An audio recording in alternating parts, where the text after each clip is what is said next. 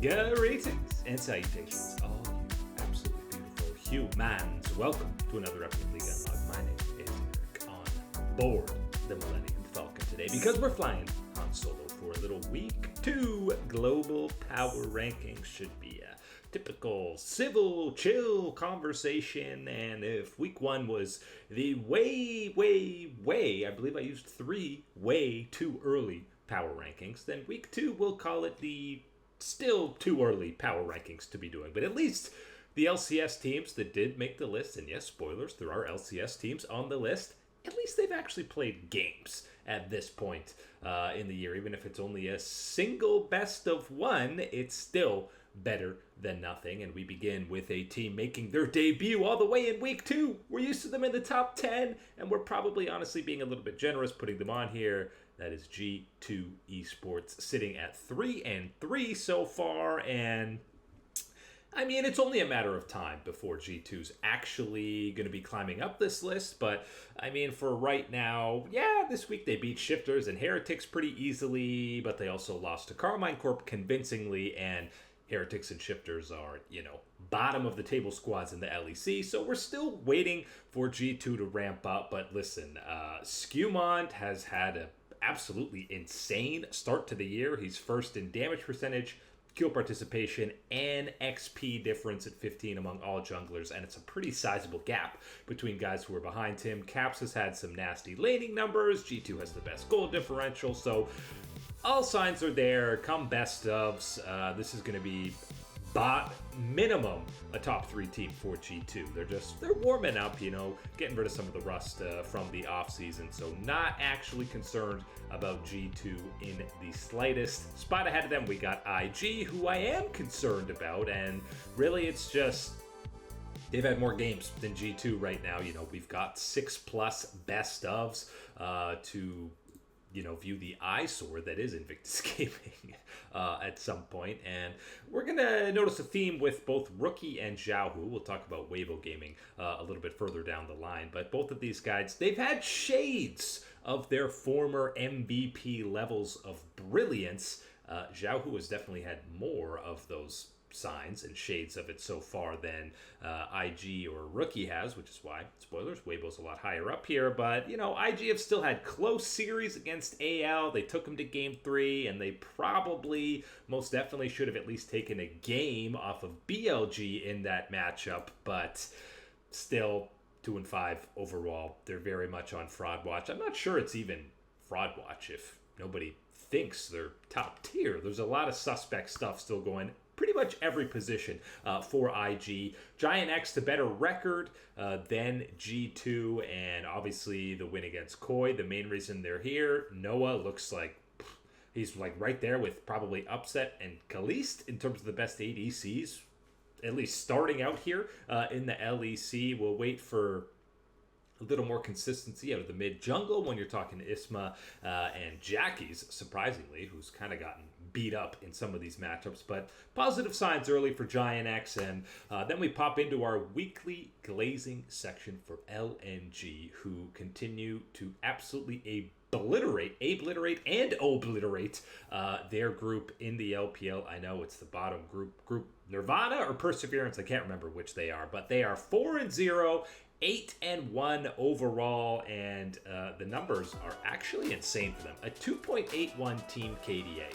To put in context how insane that is more than double the next highest LPL team, which is lunacy level of numbers. 2,900 goal differential at 15. Also crazy, and they have the fastest game time, just north of 30 minutes. But they're not doing it against the most stiff of competition. But fully think, if and when they make it to playoffs, and they will make it to playoffs, they're going to be better than Invictus Gaming. They're going to be better than Top Esports and actually make some noise against the better teams in the LPL. But for now, it's going to be hard to get them higher than, this 15, 16, 17 zone just because of the competition they're matching up against. And it's why a squad like Top Esports, who have definitely looked quite sus. They lose a close series to Weibo, but then also get 2-0'd by IG, and they've come on a little bit better as of late. They looked kind of abysmal earlier on in the year, but I have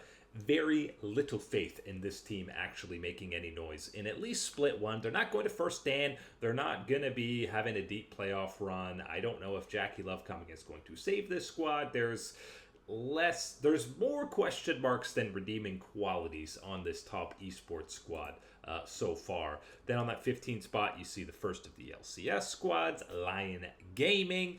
Nice little warm-up series for Berserker in the bot lane against the emergency subs out of Dignitas. I know game 2, they were down a couple thousand gold and couldn't secure some objectives. Definitely took longer than it should have to destroy Dig on the Rift. But really, I think you heard Inspired talk after when they did the draw. They've only been scrimming for like a week or something, so this was, especially with Dokla coming in because of the visa issues, this team is just starting to rev up, and even if they drop their next matchup against Cloud9, still going to be feeling pretty good about them, as a lot of people obviously have them as the contenders in the LCS, but I'm still favoring Cloud9, maybe even Team Liquid at this point. Ahead of them, Fnatic, another EU squad. They got kind of destroyed by Movistar Koi in that matchup, but bounced back with they had the solid win against Giant before then. I am super impressed early on with Upset. I feel like this guy is now entering the underrated status because, not only has he been a consistent carry threat, and he started as that rookie phenom that's just there, a silent 80 carry to pop off and show off his hands, but now he's fully stepped into a guy who's so knowledgeable about the game, and not just bot lane matchups, but how to play it as a whole. He's much more vocal.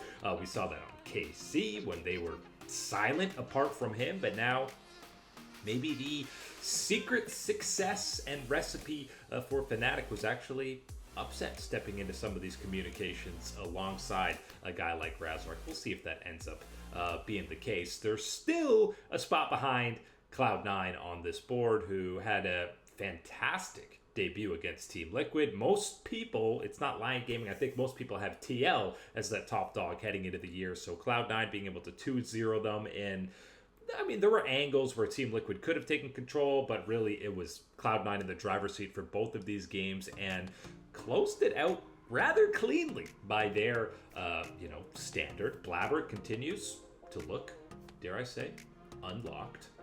We'll see again.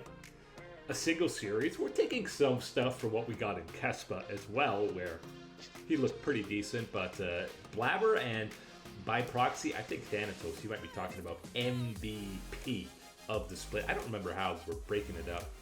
It was so confusing last year with the LTA. They gave one MVP for the whole year, but they had these other random awards. Thanatos is going to be the best top laner and an MVP candidate, whatever that looks like in 2026 with, we kind of alluded to this on the other power rankings, but both APA and Zven aren't, at this point, the guys, the pop-off MVP carry, and when you don't necessarily have that out of your mid lane and your 80 carry, well, Thanatos, you're going to be playing a whole lot of Aurora, Yone, Gwen, any carry champion, send them on the top side and let Thanatos absolutely pop off.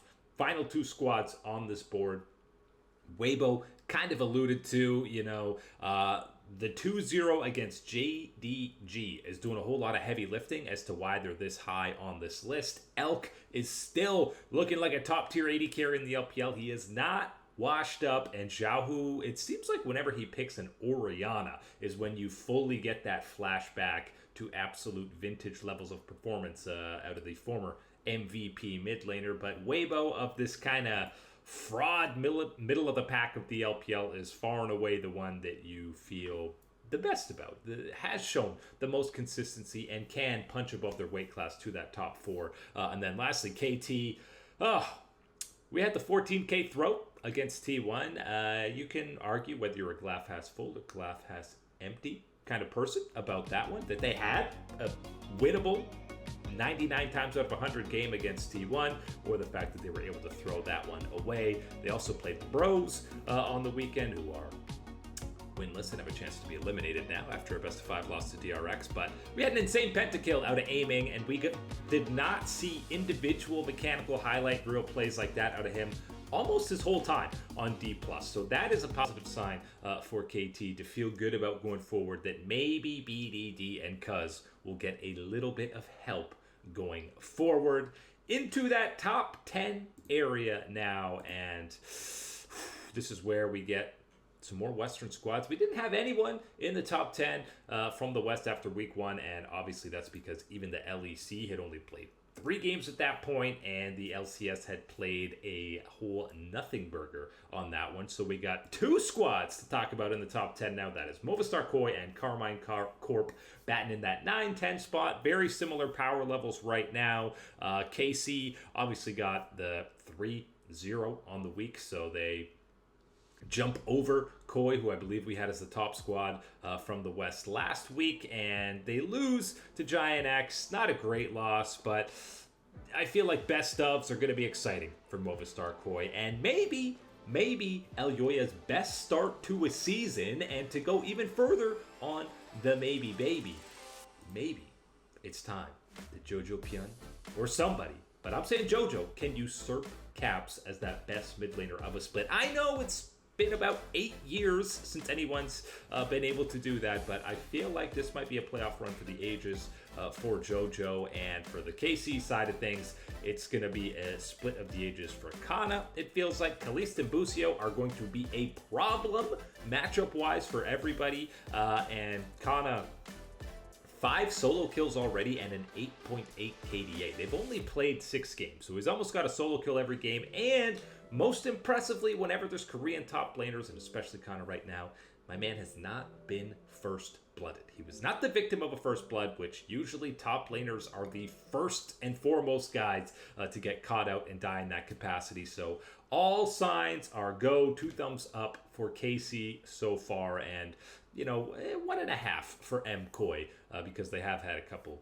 dud losses. But again, it's best of ones. Those are inevitable. Just get me to the best of so we can actually see some Fearless mode action, because we've already had Kana have to play Sion twice, and ain't nobody want to see that on the Rift. Hanwha Life gets bumped up a couple of spots into the 8 zone, and they needed 3 games to beat both Bro and the DN Freaks. They are below 500 overall, 2-2, but as you can see, 5-6 as an actual game score. And maybe the most insane part to learn after these last bit of games is if we're in the super week of the LCK Cup, which is best of 5s, and your point, a win is 2 points instead of 1 in this Elder and Baron group. If Nongshim beats KT, T1 beats DK, and Gen G beats Hanwha. Now again, those 3 matchups, only Nongshim beating KT would be a bit of a surprise, but even that's relatively even. If those 3 play out, Hanwha Life, because Group Elder would finish last of the 2 groups, and they would at 2-3 be in like a 3-way tie, but have the worst game score, they'd be eliminated before playoffs, which would, number 1, be absolutely insane. Number 2, be more a testament to how silly this LCK Cup format can be, because there's absolutely no way Hanwha's been the worst team so far. It's more just an absolute insane run of circumstances. And if that does happen, oh my God, Hanwha's going to come out bloodthirsty and angry for Split 2. But a lot of things still have to happen for that to be the case. All they have to do is beat Gen G, and they're fine. They're on to the next round.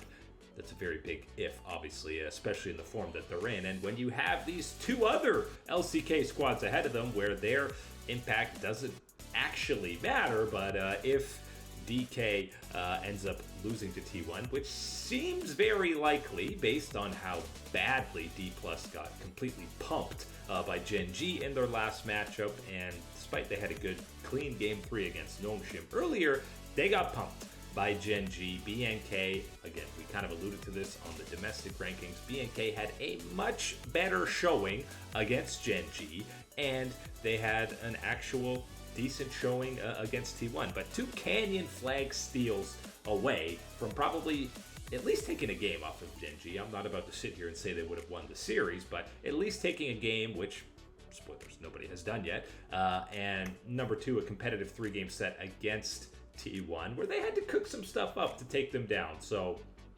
feeling very good about BNK despite having one series win less than D plus Kia. But yeah, the real story, if Hanwha somehow gets eliminated, they need to completely revamp this LCK Cup format, because that is absurd to have them being eliminated so early on in the... We're going to have teams eliminated soon by the end of the week, and the LCS will have only played 2 best of 3s. So that's just what the format is here in 2026. Into that top 5 now, where we actually have a little bit of change. You know, there is always going to be some consistency of the tippity top as we get set to reveal behind these scary yellow rectangles. Yes, it is some familiar foes in that top 5, but look at that. As D plus gets bumped out, you have an LPL majority in that top 5, even though they're, you know, the bottom 3 of that top 5. It's still a majority. Anyone's Legend staying put in that 5 spot. Your boy Tarzan is now 2 for 2 in terms of picking up Jungler of the Week over in the LPL, excuse me, and obviously well deserved out of him. Shanks has looked great. The level up is very much still there for AL, a bit like a squad like G2, who had a slow start, but it's the same returning 5. You knew things were going to get activated. They've just played a lot more games than G2, so deserving to be in that top 5 so far. JDG and BLG are obviously the big flip, and JDG comes storming in. I think we had them 7 last week, so a climb of 4, and that is obviously not because they got 2-0'd by Weibo. It is because they won back-to-back series against BLG, who were in that 3 spot last week. And I mean, Hongq has a fantastic series. 2 of his best games of the week, or of his career, were against Knights Syndra and Ahri, 2 of the most iconic champions in the Golden Left Hands champion pool, and Hongq gives it to him on both of those matchups. And despite having the 4th lowest gold share percentage among mid laners in the LPL, he has had a massive impact so far. Obviously, Gala and Vampire are, I mean, I'd probably say they're the best bot lane in the LPL right now. Any disprovers on that one? I think it's been pretty obviously those 2. Vampire finally has an absolutely star-studded roster around him to showcase his mechanics, and Gala does what Gala does basically since he replaced Uzi in RNG, and that has been one of the most reliable and clutch late-game carries that any region has, and seems no different very early on here for JDG. BLG, again, we just got to harp on the bot lane, because the solo lanes have been great. Jun has fit back in seamlessly, but Viper just looking, something's off. I'm telling you, it hasn't really translated to losses or anything for BLG, but in the playoffs last year with Hanwha Life, he had the highest kill participation and damage percentage of all 80 carries in the LCK playoffs. Here, now 6 best of 3s, a decent enough sample size in the LPL. He is bottom 3 in both of those stats. We're talking about Varus and Miss Fortune being his most played champions, things he didn't even play throughout the playoffs for Hanwha Life. And yes, I know it's a different year, but is the meta really that different in 2026 for AD carries than what we got last year? It's still pretty similar. It feels like it's really just items are a bit different. So something is going on with the BLG bot lane, and Viper's another guy like Gala who's clutch, and the bigger the game, the better he plays. So maybe when playoffs go around, this will be a distant memory. But for now, it's definitely something to monitor, is the level Vipers. We know On can definitely turn to off at any given moment in a series, but not accustomed to seeing that out of Viper. So absolutely something to monitor. Last 2 are the same 2, and I'm hard-pressed to see them not being the top 2 for a long time. But T1, even with a 14k gold comeback, obviously if you're T1 or KT, if you're T1, you'll be the half glass full plot armor, even gonna have the biggest comeback probably of the entire year to be able to get back into it. Pace has fit in even better than expected, and I stand by the preseason buildup of Red Bull and taking Kespa Cup seriously. An absolute godsend. If they had just played their first stage games in this LCK Cup, I don't think there's any way you're talking about T1 being 4-0 at this point. And how about the start Faker has had?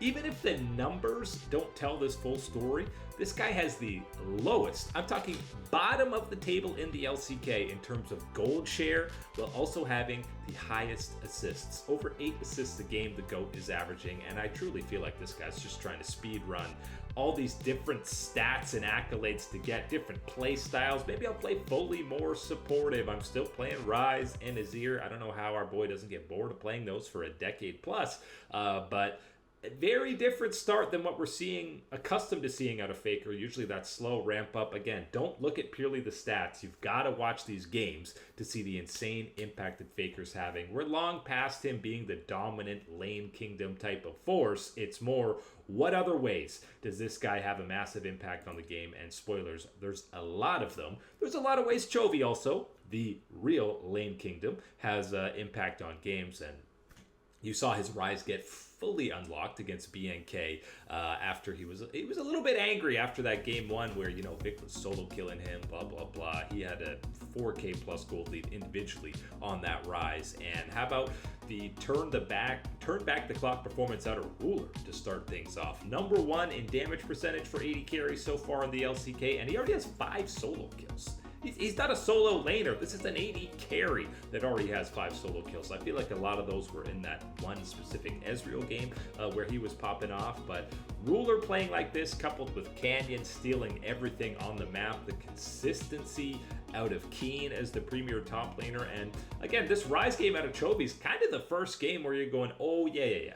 That's Chovy. That's best player in the world level Chovy. We haven't even had to have that unlocked yet. And Gen G sitting here 4-0, 8-0 overall game score, and it's just the lunacy of the highest win percentage of all time. Whenever we're talking all time, Chovy is always in that conversation, purely because he's the only guy who actually has a better career win rate than Faker. Now, obviously, Faker's played like 10 more years than him, but the sheer level of winning and win percentage that he has put, Chovy that is, on Gen G since he joined is absolutely astronomical, and the start to 2026 is absolutely no different as they maintain that number 1 spot. But that is it today for League Unlocked. My name is Eric. You people stay beautiful. As always, thanks for supporting us, and we will catch you on that flippity flip.